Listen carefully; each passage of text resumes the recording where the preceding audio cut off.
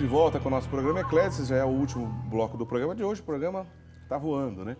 Liga pra gente durante a nossa conversa, a gente está no início do bloco, no final desse bloco a gente vai fazer o sorteio de um livro relacionado aos Padres do Deserto. Esse livro dos Padres do Deserto será sorteado no final do programa para todo mundo que ligar aqui pra gente. Dia 17 é dia de Santo Antão, que é o maior nome dos Padres do Deserto. Então liga pra gente para você concorrer a esse livro. Daqui a pouquinho sortearemos então. Dá tempo, hein? Liga que dá tempo. E lembrando também nossos amigos telespectadores que o mesmo telefone você pode tirar suas dúvidas ou perguntar mesmo para nossos atendentes como é que você faz para se tornar sócio, porque é uma maneira da gente estender a mão e confiar mesmo na providência de Deus que age na vida de todo mundo, que ajuda a manter a obra Associação do Senhor Jesus, TV Século XXI, pois com as vossas doações que a gente mantém a nossa TV no ar, tá? Então fica aí o nosso apelo, o nosso pedido, muitíssimo obrigado para você que colabora todo mês conosco e nos permite levar esse trabalho de evangelização para tantos lares espalhados pelo Brasil todo e até mesmo para fora do país. Padre Guido, vamos lá. Tem uma coisa interessante que eu queria que o senhor comentasse. O senhor trouxe aqui para a gente, para uma discussão aqui na nossa pauta. O senhor fez uma comparação com a vida de São Sebastião com uma passagem de Filipenses. Sim. É muito bonito. Sim. O senhor pode comentar isso para a gente, Padre Guido? Certo. É uma frase que São Paulo escreve na carta aos Filipenses. O senhor lê para a gente essa frase? Sim. Meus irmãos, quanto a mim, não julgo que eu haja alcançado, mas uma coisa eu faço, e é que, esquecendo-me das coisas que atrás ficam... Repete para a gente, esquecendo-me... Esquecendo-me das coisas que atrás ficam, certo, avanço para as que estão diante de mim. É Filipenses 3, 3, versículo 13, se não vou errado. Certo. É uma frase que São Paulo usa e que acho que podemos aplicar muito bem ao estilo de vida de São Sebastião. Porque, veja só, acabamos de falar no outro bloco, sofreu o primeiro padre um martírio com as flechas, se recuperou, ao invés de, digamos assim, de uma maneira prudente, retirar-se, não, ele voltou ao ataque. Ele deixa de lado o seu passado e vai para frente mais uma vez, mesmo sabendo que vai encontrar-se com novos obstáculos, com novos desafios. Mas o que é importante exatamente para a vida de uma pessoa que é animada pela fé é a ousadia de santificar o momento presente. Bonito, porque é um olhar adiante, é um olhar em frente, mas não é vazio. Não é? É dentro de uma missão específica, né, Padre Guido? Perfeito. É aí que existe o segredo da santidade, né, nos mártires, é um segredo da santidade que deve ser aplicado também para cada um de nós. Por quê? Seria o caso de convidar mesmo de uma maneira virtual, de estar aqui no nosso lugar, Santa Teresinha do Menino Jesus, que quando chegava à noite, ele se retirava para o merecido descanso, né, na sua cela do Carmelo de Lisieux. Qual era a oração que ela fazia? Senhor, eu estou cansada. O que devia fazer no dia de hoje, já fiz. Terminou. Agora eu vou dormir mesmo, tempo presente. Mas, durante esta noite, toda vez que o meu coração bater, eu quero que seja um ato de amor para você. Aí que existe exatamente o segredo da santidade, porque a pessoa renova constantemente as virtudes, inclusive até em um grau heróico, que caracterizam o seu modo de ser e o seu modo de agir. Essa questão do grau heróico, as virtudes heróicas, né, é algo presente na vida de todos os santos, inclusive no processo de beatificação e canonização, se busca comprovar essas virtudes heróicas. De maneira direta, está presente na vida de São Sebastião justamente pelo fato de que ele, após ser condenado pelo fato de ser cristão, professar a fé cristã, não adorar falsos deuses que os romanos pressionavam naquela época os cristãos para isso, né? Segurar firme, consolar os cristãos lá na prisão, mantendo firme que eles também estavam sendo encaminhados para o martírio. É condenado à morte pelas flechadas, não morre nas flechadas, se recupera com a ajuda de uma grande santa, Santa Irene, né? Depois, não teve jeito, ao recuperar, ele vai lá e fala assim, olha, podia ter uma vida sossegada, mesmo sendo cristão, quietinho. Aí, Padre Guido, a gente pode notar essa virtude heróica, nessa coragem de querer voltar lá e dar a cara a tapa, vamos dizer assim? Sim, Inclusive, entre as várias virtudes heróicas praticadas por São Sebastião, nós destacamos exatamente a coragem que ele teve de enfrentar qualquer tipo de obstáculo, exatamente porque estava na mesma linha, no mesmo comportamento ou filosofia de vida de Jesus, que não teve medo um dia até de abrir os braços da cruz. Quindi a coragem, a fidelidade. Ele não recuou diante do perigo e mesmo, inclusive, diante da provação das flechas. Poderia ter morrido nas flechas. Ele não recuou. A prontidão, olha, gente, que alegria em se doar mesmo a Cristo com entusiasmo. Eu lembro neste momento a um santo dos nossos dias, né? A um padre Massimiliano Kolbe, né? Que se apresenta a prontidão dizendo: quero pegar o lugar daquele prisioneiro. E morreu mártir, né? Mas só lembrando, Maximiano Kolbe, aquele franciscano conventual que deu a vida para salvar um pai de família dentro do campo de concentração de Auschwitz. Já contamos essa história muito bem, gravamos matéria lá, inclusive. Mas é um bom exemplo, o senhor está lembrando de alguém que, até hoje, na verdade, viveu um exemplo parecido, né, Padre Guido? Sim, exato. E no final, até a virtude heróica do serviço, porque encarou a sua vida como um serviço. Agora, um serviço marcante, porque os mártires fazem questão até de usamos uma palavra bem clara, uma linguagem até meio estranha. Como é que nós podemos entender, por exemplo, um Inácio de Antioquia que pensa na alegria de ser esmagado pelos leões? Como é que nós pensamos numa Santa Rita de Cássia, que tendo na parede do seu quarto uma imagem de Jesus que carrega uma cruz, coroado de espinhos, pede uma partilha do sofrimento de Jesus e um espinho sai da parede e vai em cima do olho esquerdo da santa, criando-lhe problemas e muito sofrimento. Como é que um santo chega a pedir uma partilha do sofrimento? Gente, coisas práticas. Tantas vezes um calo, desculpe a comparação, um calo no pé ou uma dor de dente, nós ficamos assustados. Vamos logo à procura da primeira farmácia, porque queremos o equilíbrio, não queremos nem saber de dor. Olha na mentalidade dos mártires, que enfrentam inclusive os martírios mais doloridos, mas com um sorriso nos lábios, porque estão tendo uma partilha profunda, uma participação, né, do mesmo sacrifício de Cristo. É bonito, Padre Guido, porque o senhor usou a frase de Tertuliano agora há pouco, né? Que o sangue dos mártires é semente de novos cristãos. Isso é muito verdade, né? É muito verdade que a pessoa vê o cristão dando a vida, em vez de criar medo e repulsa, não, ele fala: puxa vida, que tamanho de amor é esse? Eu quero lá seguir esse Cristo também. Nós falamos agora há pouco das catacumbas de São Sebastião, né? Que nessa região onde estão presentes as catacumbas foi construída uma igreja.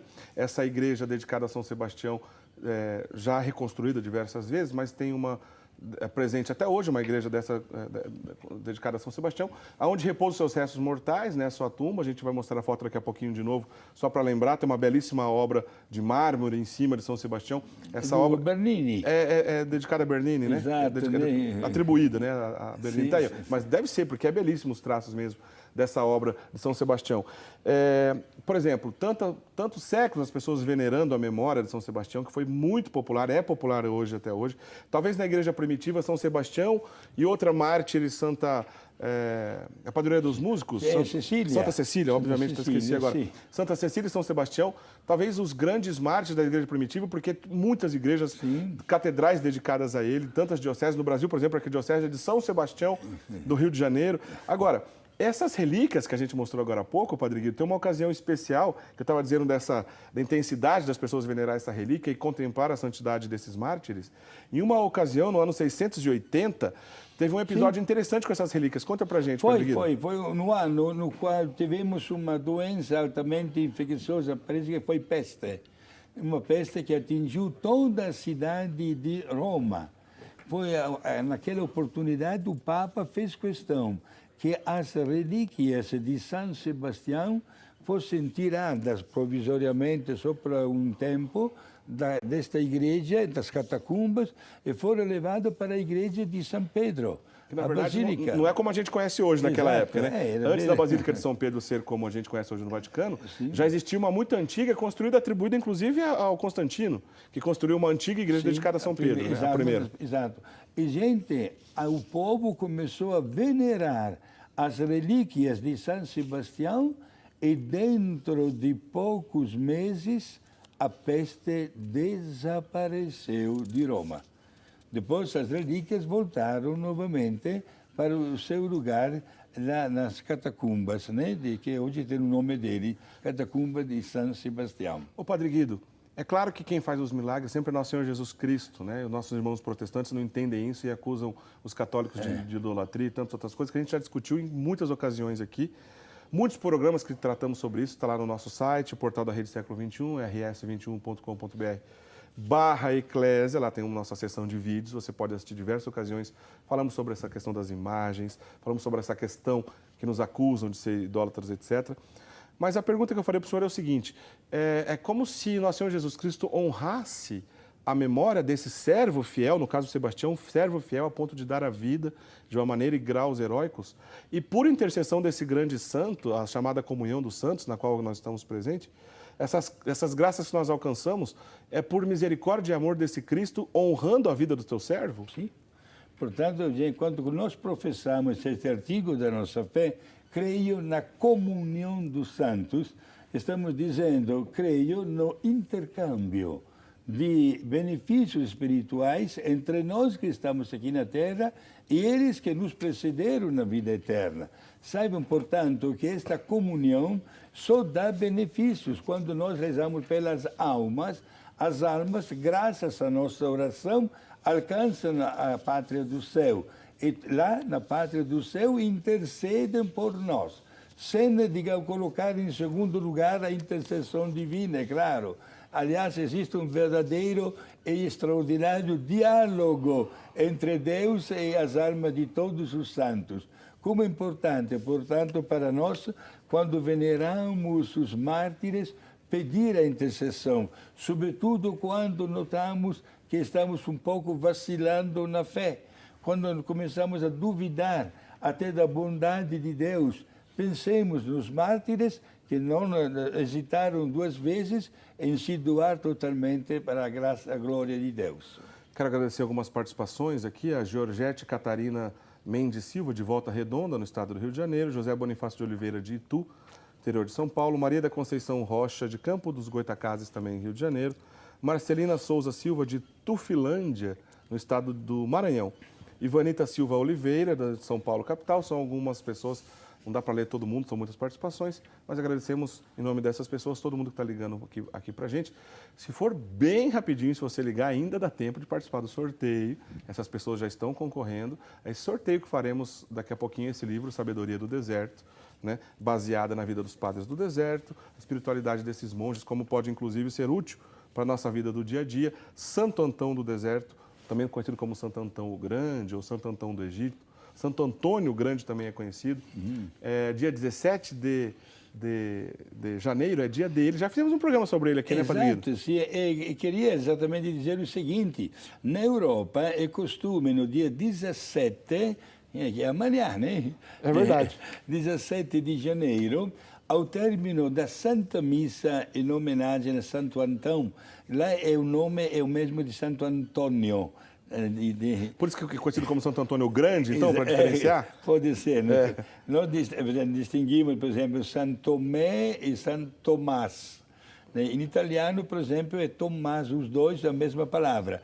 Bom, na missa de amanhã, de Santo Antão, o sacerdote, ao término da Santa Missa, sai da igreja, na praça, geralmente, na frente da igreja, e costuma trazer os animais domésticos, certo? Cachorro, gato, patos também, certo? E o padre dá a bênção dos animais. Que bonito. É chamada a bênção de Santo Antão.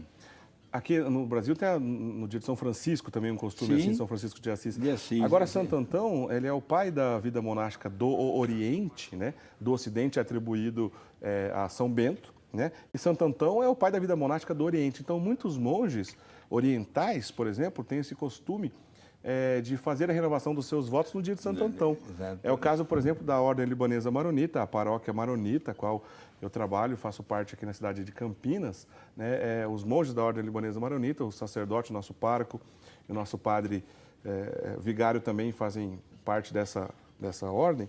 Eles renovam justamente os votos no dia de Santo Antão.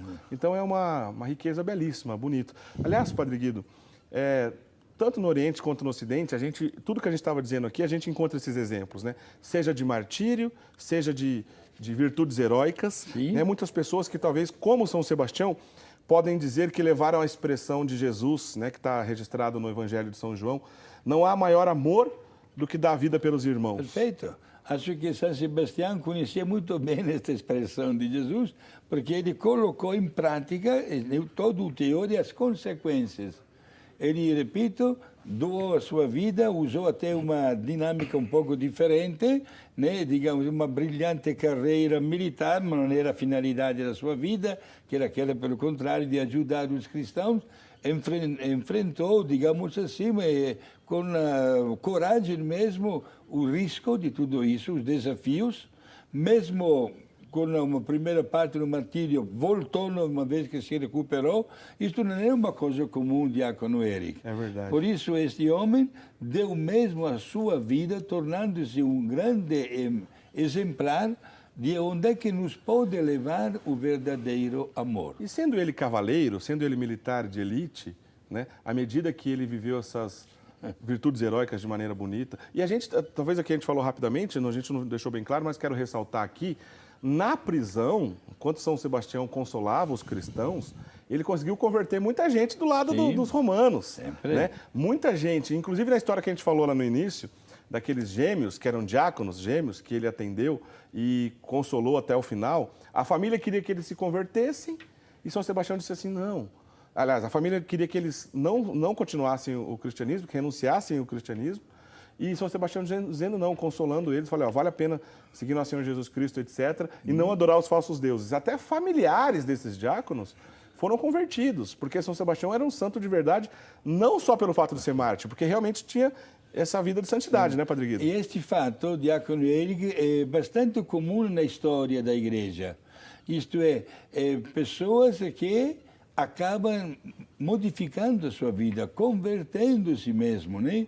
E assumem uma atitude bem diferente quando se trata depois de dar um autêntico testemunho dos valores cristãos. Mas eu estava querendo lembrar uma situação, Padre Guido, que o padre, o São Sebastião, sendo ele cavaleiro, né, o Papa Caio, né, que também foi mártir da igreja, conhecendo essa história, conta pra gente isso aí, Padre Guido. Exato, o Papa Caio, conhecendo a história de São Sebastião, não pensou duas vezes em honrar este grande santo com um título, Cavaleiro Imperial da Igreja. Olha só, menina, Cavaleiro Imperial da Igreja, né? Essa questão dos cavaleiros, Padre Guido, está presente em muitas ocasiões na igreja. Na Idade Média, depois vai voltar forte, Sim, né, Padre Guido? Também temos as cruzadas também. Inclusive tem ordens religiosas de cavaleiros. Malta, Cavaleiro de Malta, por exemplo, né? Que não é somente uma homenagem assim, não digo a palavra folclórica, mas tem uma história de dar um testemunho de apoio à igreja, sobretudo nos momentos difíceis pelos quais a mesma igreja passava. Padre, estou até aqui com a imagem de São Sebastião, aqui da maneira como mais é conhecido, né? Ele ainda na época das flechadas, como você que acompanha todo o nosso programa, se você perdeu o primeiro bloco, você vai ter que esperar o programa chegar no nosso site para assistir novamente, mas lembrando, ele não morreu de flechadas, foi condenado à morte pelas flechadas, não morreu com as suas flechadas, né? Foi atendido por Santa Irene, se recuperou, né? Essa grande santa, essa cristã que o ajudou. Depois ele, aí sim, quis mostrar toda essa, vamos dizer, essa recuperação dele do ponto de vista também, mostrar a todo mundo que ele estava recuperado, voltou a pregar a palavra de Jesus, né, voltou a testemunhar ao Senhor Jesus Cristo. Aí sim o imperador Diocleciano mandou que ele fosse assassinado, foi assassinado a pauladas. E o corpo dele jogado no esgoto da cidade. Foi aí que outra mulher, né, Luciana, né, que é santa, também venerada pela igreja, ele pegou o corpo para dar-lhe digna sepultura e encontrou o lugar mais rápido juntamente com os demais cristãos dentro das catacumbas de Roma, que em homenagem a este homem extraordinário, faleceu só com 30 anos de idade. Jovem. Exato, as catacumbas adquiriram o nome de Catacumba de São Sebastião. Padre, para encerrar, nosso tempo já está acabando, falando de cavaleiro, falando de soldado, né? Não deixa de ser um soldado. Sim. Depois ganhou esse título do Papa Caio de Cavaleiro Imperial da Igreja. No sacramento do Crisma, quando a gente recebe, a gente aprende também que, de certa forma, quando a gente recebe o sacramento do Crisma, que a gente torna, vamos dizer assim, o período da maturidade, né? A gente se torna soldado de Cristo, Padre Guido? Sim. Quando nós aprendemos o catecismo, tinha esta dicção: o sacramento do Crisma nos torna soldados. Inclusive o bispo, logo após de passar o óleo bento do Crisma na fronte, dizendo aquelas palavras, né, ela recebe por este sinal os dons do Espírito Santo, o bispo, com os 3 dedos da mão direita, dava um pequeno tapa na cara, né? Eu lembro quando era criança que se estava até com medo disso, né? Por que um pequeno tapa? Dava uma pequena dor para dizer que, como soldado, você deve estar pronto a enfrentar também os ventos contrários da vida e oferecer também a tua vida para a pátria, neste caso, para a pátria de Deus. Meu amigo, você que está assistindo o nosso programa, você que é crismado, tenho certeza que muita gente está assistindo, já recebeu o sacramento do Crisma. Você é soldado de Cristo. Será que você teria coragem, como São Sebastião, de viver no território inimigo, consolando os cristãos que seriam mortos, né? Trabalhando para o inimigo, mas não agindo como inimigo, né? De maneira com virtudes heróicas, como o Padre Guido já citou aqui, coragem, fidelidade, serviço, prontidão, etc. Servir nosso Senhor Jesus Cristo também nessa ocasião? Bom, é difícil a gente alcançar essas virtudes heróicas, mas a gente tem o exemplo de São Sebastião e recorremos à intercessão dele, especialmente agora no dia 20 de janeiro, que é o dia dele. Padre Guido, já que a imagem de São Sebastião está aqui, tantas cidades que a gente...